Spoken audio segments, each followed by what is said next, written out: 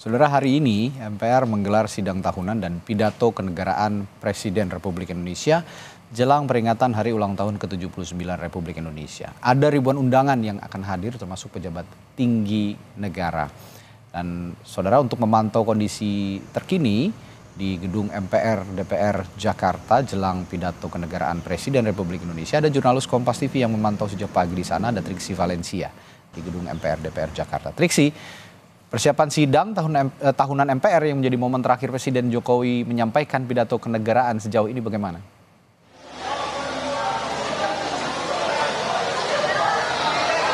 Ya, sudah matang, sudah siap untuk melaksanakan agenda yakni sidang tahunan MPR dan juga sidang bersama DPR dan juga DPD nanti yang akan dimulai pada pukul 9.30 waktu Indonesia bagian Barat. Lalu kemudian juga untuk dilanjutkan nantinya akan ada sidang paripurna DPR untuk membahas terkait dengan rancangan APBN tahun 2025 pada 13.30 waktu Indonesia bagian Barat.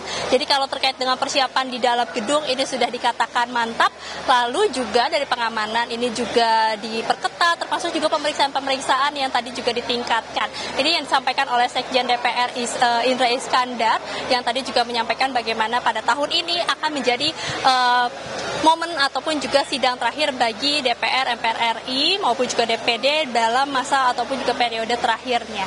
Nah, terkait dengan nanti agenda memang akan ada arahan ataupun juga pidato-pidato yang disampaikan. Pertama dari Ketua MPR RI Bambang Susatyo, kemudian dilanjutkan dengan pidato dari Ketua DPR RI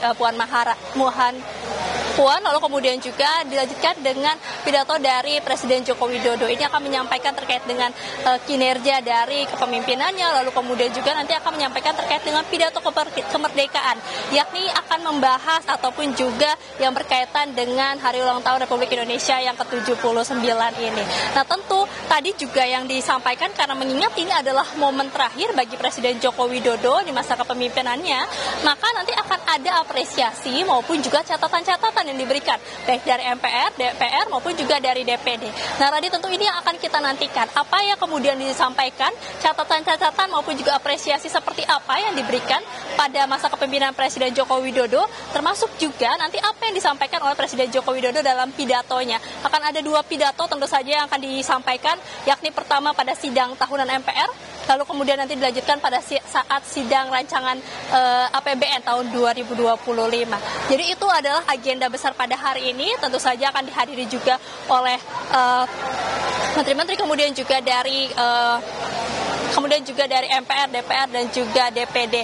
Nah, kalau misalnya kita melihat juga bagaimana agenda dimulai pada pukul 9.30 waktu Indonesia bagian Barat, nanti rencananya juga akan ada rekayasa lalu lintas. Nah, inilah yang perlu diperhatikan bagi masyarakat yang memang biasanya melintas di area ataupun juga di depan dan juga di pintu belakang gedung DPR.